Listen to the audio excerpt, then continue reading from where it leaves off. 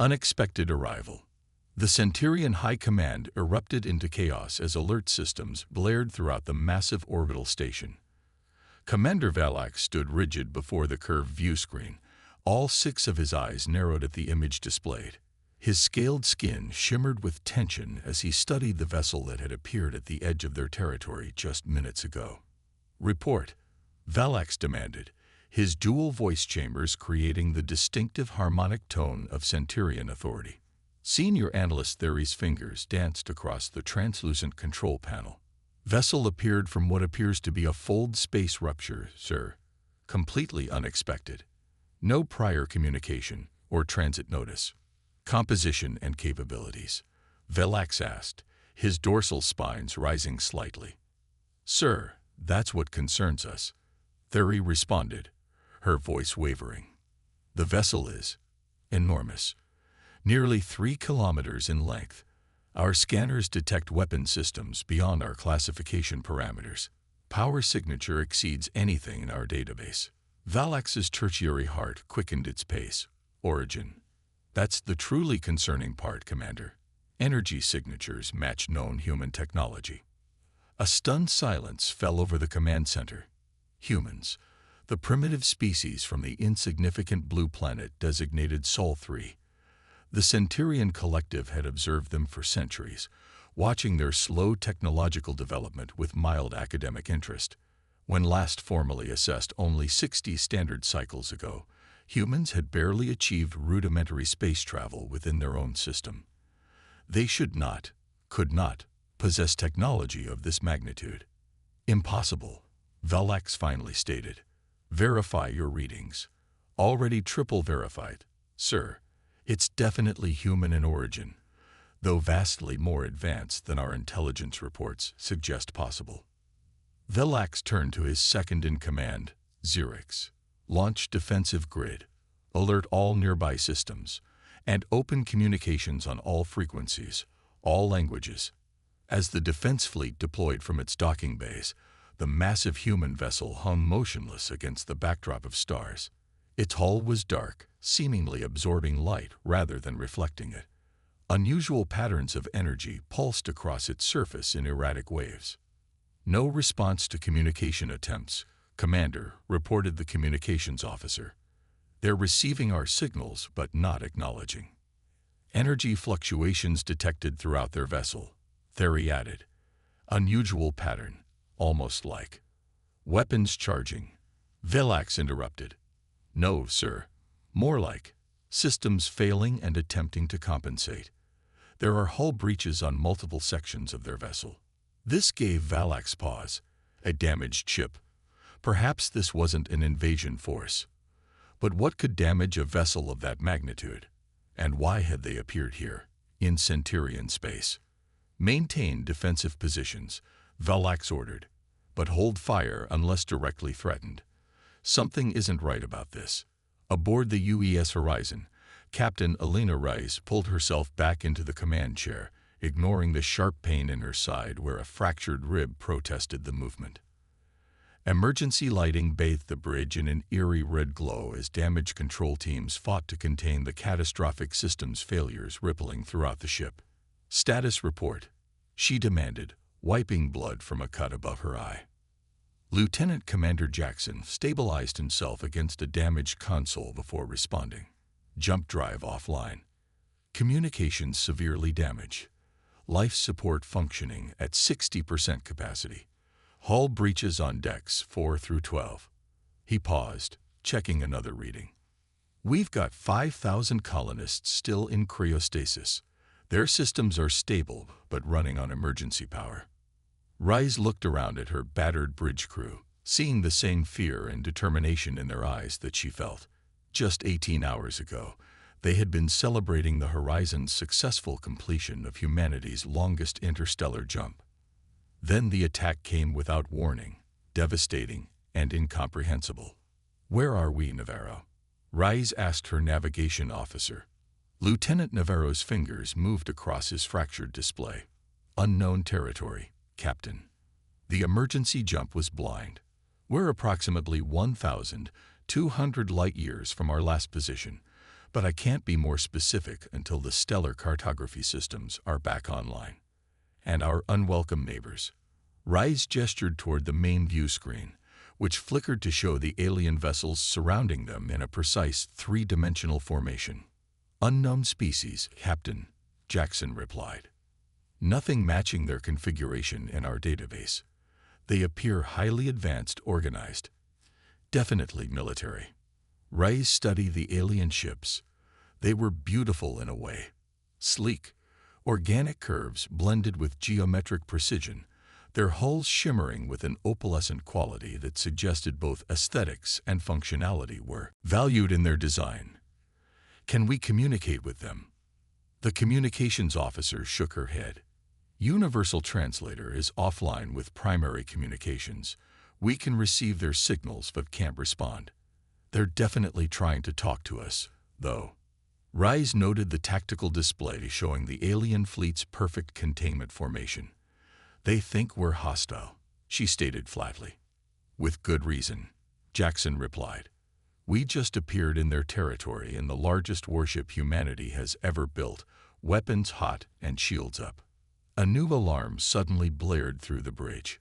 Multiple hull breaches expanding on decks 7 and 8, shouted the damage control officer. Automated systems failing. Evacuate those sections, Rise ordered. And get me a direct line to engineering. We need that reactor stabilized before. The ship shuddered violently as a section of the outer hull collapsed, venting atmosphere into space. The emergency containment fields flickered desperately to seal the breach. On the view screen, one of the alien vessels fired what appeared to be a warning shot, the energy beam passing close to the horizon's bow.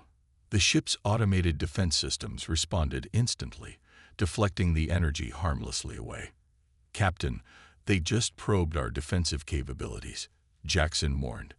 Our automated point defense systems have locked onto every one of their vessels. Rais felt the weight of command like never before. 5,000 colonists and 2,000 crew members depended on her decisions in the next few moments. They were damaged, cornered, unable to communicate, and now potentially facing a war with an unknown alien civilization. Power down all weapons systems, she ordered. Maintain defensive shields only. Captain, Jackson questioned, surprised. We're not starting another fight, not today, Rais stated firmly. We need to show them we're not a threat. As if responding to her words, the ship's external running lights began to flicker in a simple mathematical sequence. Prime numbers, repeating. A universal signal of intelligence, and hopefully peaceful intent. Smart thinking. Navarro. Rais nodded appreciatively to her navigation officer. Not me, Captain. Navarro looked confused. The ship's AI must have initiated the sequence. Before Rais could respond, another alarm sounded. This one deeper, more urgent than the others. Long-range sensors detecting multiple signatures, Jackson reported, his voice tight. Approaching fast from the direction we came from. He looked up, his face pale. Energy signatures matched the ships that attacked our colony. Rais felt her blood run cold. They had been followed. And now they were trapped between an alien fleet that thought they were hostile and the real enemy that had nearly destroyed them once already. Well, she said grimly, rising to her feet despite her injuries, things just got interesting. Back on the Centurion command station, Velax watched with growing concern as his sensor officers reported new developments. Commander, the human vessel appears to be powering down its weapon systems, Theory reported. And they're transmitting a mathematical sequence using their external illumination. Classic first contact protocol. They're trying to communicate, Velax mused, despite their damaged state. Sir, another officer called out urgently. Long-range sensors detecting multiple contacts approaching from vector 227 to 8914. Unknown configuration, moving at incredible velocity. Velax felt a chill as the tactical display updated to show the new arrivals, a swarm of smaller vessels moving with disturbing coordination toward both the human ship and his defensive fleet. The human vessel is reacting, sir, Theory reported. They're redirecting power to their defensive systems and positioning to protect their damaged sections from the new arrivals. Velak studied the tactical display, his mind racing. The humans hadn't brought war to Centurion space. They had fled here, damaged and desperate. And whatever had attacked them was now approaching his people as well. Open a direct channel to the fleet, Velak ordered. New directive. Maintain positions around the human vessel, but reclassify it as a potential non-hostile. Prepare all vessels for possible engagement with the approaching unknowns. As his orders were transmitted, Velak watched the massive human ship slowly rotating to present its most intact side toward the approaching threat. Even damaged and surrounded by potential enemies, they were preparing to fight. Perhaps there was more to these humans than the collective had recognized. Desperate measures. Commander Velak stood motionless at the command center as holographic displays surrounded him with cascading data streams. The approaching vessels had resolved into clearer sensor images, sleek, asymmetrical craft with no visible propulsion systems, moving with a coordination that suggested either a hive mind or impossibly advanced tactical eye. They're not responding to any communication attempts, reported Communications Officer Ilara. We've tried all known frequencies and protocols. How long until intercept? Velak asked. 12 minutes at current velocity, replied Tactical Officer Kiran. Their trajectory suggests they're primarily targeting the human vessel, but our fleet is definitely in their path. Velak studied the human's damaged warship. Despite its compromised state, it was still reorienting itself, shields strengthening on the side facing the approaching threat. Analyst Theory, what's your assessment of the human vessel's current capabilities? Theory's fingers danced across her console. Despite severe damage, they've maintained approximately 60% of their defensive capabilities.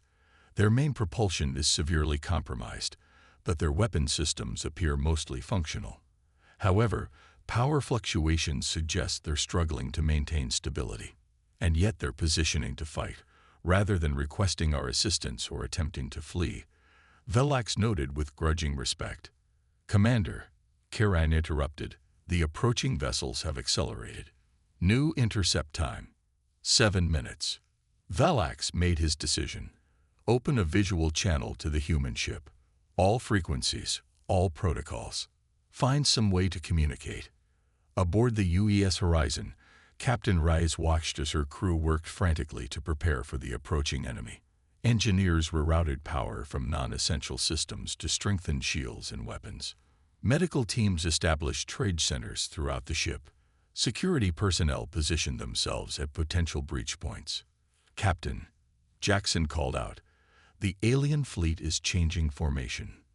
They're positioning themselves between us and the approaching hostiles. Rice studied the tactical display. Are they protecting us or simply protecting themselves? Unknown, but they're definitely trying to communicate now. We're receiving visual transmission attempts across multiple frequencies. Can we receive any of it? Rice asked. The communications officer adjusted settings on her damaged console. Partial visual coming through now, Captain. The main view screen flickered to life, showing a distorted image of what appeared to be the alien commander, a tall, reptilian-like being with 6 eyes arranged in a symmetrical pattern across a noble-looking face. The audio came through as unintelligible sounds. Our translator can't process their language, the communications officer reported, but they're definitely trying to tell us something important. The alien commander gestured emphatically toward the tactical display visible behind him, then toward the approaching enemy fleet. They're warning us, Jackson realized. They know what's coming, or they think we're working together with whatever's coming, Rice countered. Either way, we need to make our intentions clear. She turned to her weapons officer. Lieutenant Chen, target a small asteroid near the approaching enemy fleet, away from the aliens protecting us. Full power demonstration, but nothing that could be interpreted as aggression toward our hosts. Chen nodded, quickly programming the targeting coordinates. Fire when ready, Rise ordered. The Horizon's main battery came to life, a concentrated beam of particle energy lancing out through space, completely vaporizing a small asteroid in the path of the approaching enemy. The power display was unmistakable, a controlled demonstration of capability, not an act of aggression.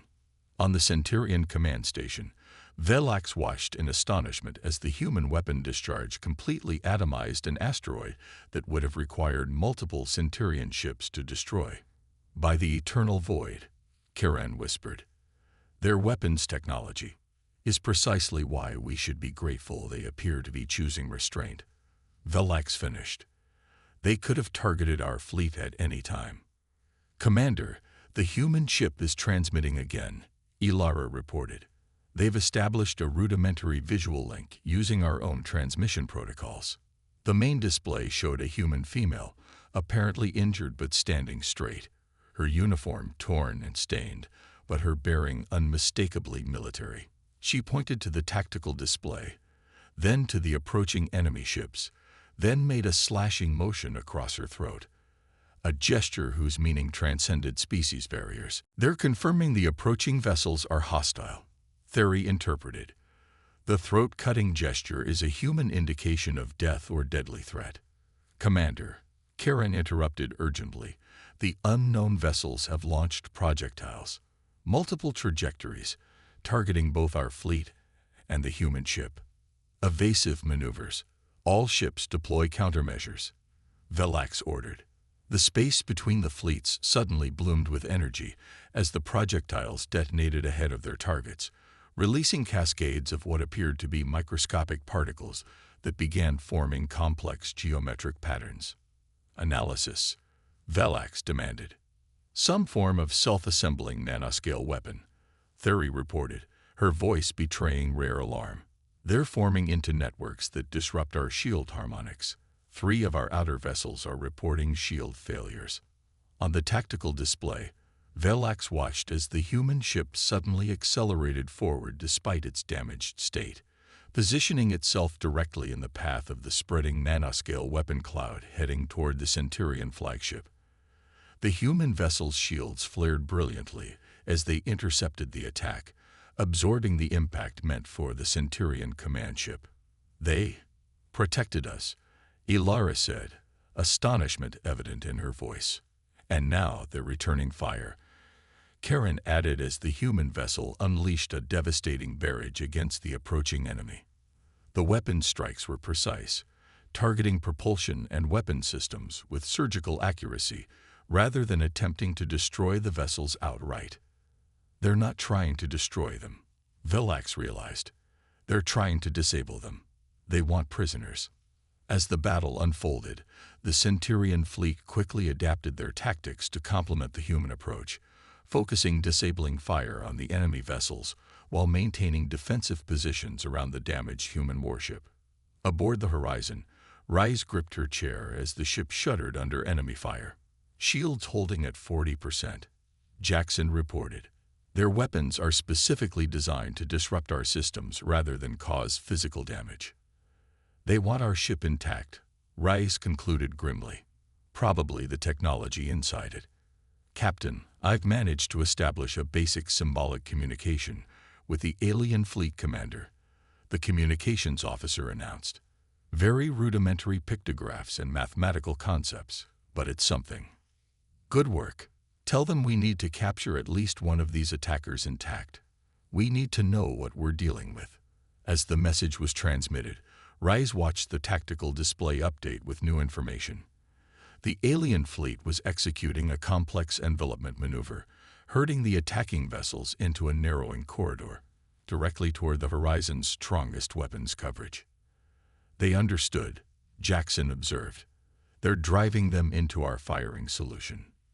"Perfect," Rise smiled grimly. "Target the lead vessel's propulsion systems only. Let's give our new friends what they need." The Horizon's main batteries fired again, this time with precisely calibrated power, disabling the lead enemy vessel without destroying it. The Centurion vessels quickly moved in, deploying what appeared to be some kind of containment field around the crippled ship. "Captain," the sensor officer called out, "the remaining enemy vessels are breaking off attack." There, they're self-destructing. On the view screen, the enemy fleet began detonating in sequence, each explosion sending out pulses of energy that disrupted sensors and communications momentarily. "They're covering the retreat of their remaining ships," Jackson observed, "and making sure we can't capture any more of them." When the sensor disruption cleared, only the single captured vessel remained, securely held within the Centurion containment field. The rest of the enemy fleet had either been destroyed or escaped. On the command station, Velax received the preliminary analysis of the captured vessel with growing concern. "No life signs detected," Theory reported. "The ship appears to be entirely automated, extremely advanced autonomous systems." "Origin?" Velax asked. "Unknown, sir. Nothing in our databases matches their technology signature or design philosophy." Velax turned to his communications officer. "Can we establish more effective communication with the humans now?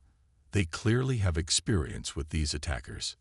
"We're developing a rudimentary translation matrix based on the symbolic exchange, Commander. It's primitive but improving rapidly. The humans appear to be extremely adaptive in their communication methods." "Good. Inform the human commander that we're securing the captured vessel and request any information they can provide about our mutual enemy."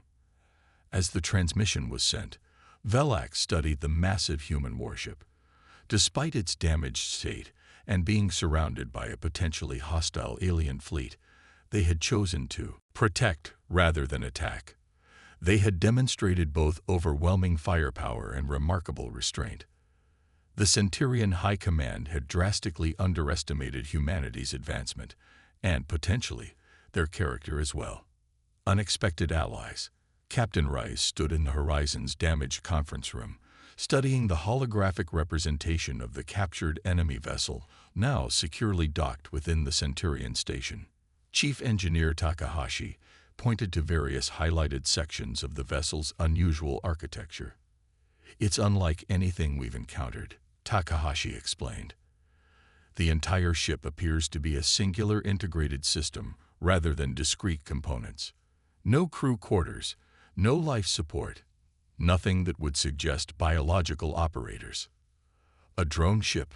Jackson asked. "Far beyond that." Takahashi shook her head. "This isn't remotely controlled. It's a fully autonomous weapons platform with decision-making capabilities that might rival our own AIs. And there's something else. The molecular composition of its hull contains elements we can't even identify." Rice absorbed this information grimly. "So we're dealing with an unknown, highly advanced enemy that builds autonomous warships out of exotic materials. The question remains, why did they attack our colony without warning or apparent provocation?" The conference room door slid open to admit Communications Officer Rivera.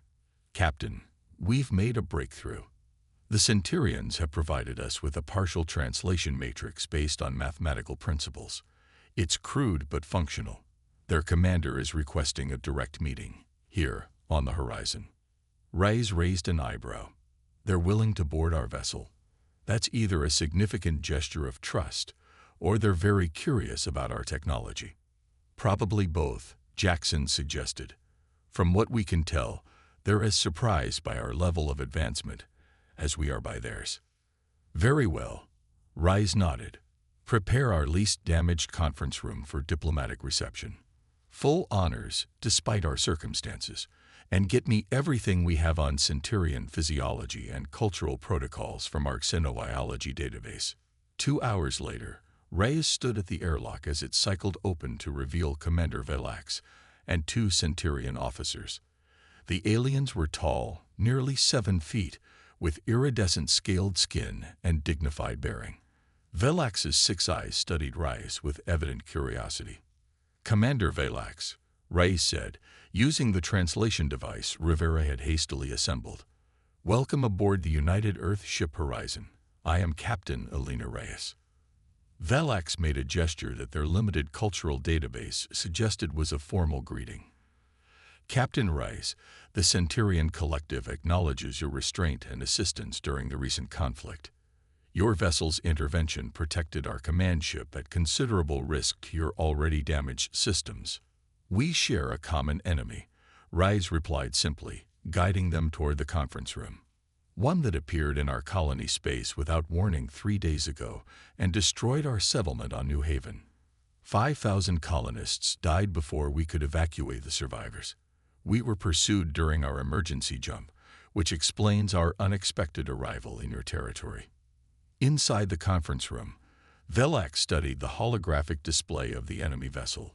We have no record of encountering these entities before. Your experience represents our first contact with them. Then we need to share what little we know, Rise said, signaling Takahashi to begin the briefing. The engineer activated a series of displays showing the attack on New Haven. They emerged from what appeared to be artificial spatial ruptures, similar to our jump technology, but far more precise. No communication attempts, no demands, just immediate and systematic destruction of our settlement infrastructure. Valax's second officer, introduced as Science Director Theory, studied the footage with analytical intensity. Their attack patterns suggest resource acquisition rather than territorial conquest. They deliberately targeted specific structures while leaving others intact. Our analysis suggests the same, Takahashi agreed. They were particularly focused on our power generation facilities and data centers. Technology harvesting, Velax concluded, a species that expands by assimilating the technological achievements of others rather than developing their own. Which explains their interest in both our vessels, Rise noted. Your collective represents an advanced civilization they haven't encountered before, and our ship, well, the Horizon represents Earth's most significant technological achievement, a prototype exploration vessel with defensive capabilities that exceeded even our military's expectations. The translation device struggled to capture the nuance of Velax's next statement, but the meaning was clear enough. You were not surprised by our existence. Rise exchanged glances with Jackson before responding. The Centurion Collective has been known to Earth for approximately 70 years.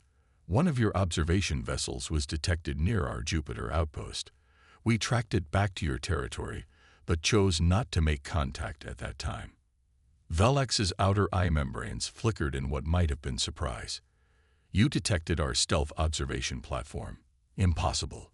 Your technology was barely capable of reaching your own moon. Humans are. Rise searched for the right words. We advance quickly when motivated. The discovery of your vessel accelerated our technological development by decades. We wanted to meet our galactic neighbors on more equal terms. Before Valax could respond, alarms blared throughout the ship. Jackson accessed the nearest console. Multiple spatial ruptures detected. At least 30 enemy vessels emerging directly between us and the Centurion fleet. The tactical display showed the enemy vessels materializing in a precise formation that effectively cut off the horizon from the protection of the Centurion fleet. They've adapted their strategy, Velax observed. They're isolating your vessel specifically, which means they've identified the horizon as their primary objective, Rise concluded grimly. Commander, can your vessel dock with ours? I suspect we'll need to coordinate our defense much more directly. Velax made a gesture to his officers. Our command shuttle is equipped with emergency docking capabilities compatible with most known configurations. We will remain and coordinate directly. Within minutes, the enemy fleet launched its attack. Unlike the previous engagement, their approach was methodical, probing the horizon's defensive capabilities with surgical precision. In the ship's Combat Information Center, now staffed by both human and Centurion officers, Reyes and Velax watched as the tactical situation evolved. They're learning, Velax observed, adapting to our combined defensive strategies. That confirms our AI analysis, Reyes nodded. They're not simply autonomous. They're evolving their tactics in real time based on battlefield data. A younger Centurion officer who had been studying the sensor readings suddenly straightened. Commander, Captain, I've identified a pattern in their formation shifts. There's a coordination hub here. He pointed to a vessel hanging back from the main engagement. It's transmitting microburst signals preceding each tactical adjustment. Ray studied the display. If we take out that command node, the rest may revert to more predictable autonomous behaviors. Velax finished, but it's well protected within their formation. Chief Engineer Takahashi, who had been quietly working at a secondary console, spoke up. Captain, I believe we could modify our jump drive to create a localized spatial distortion.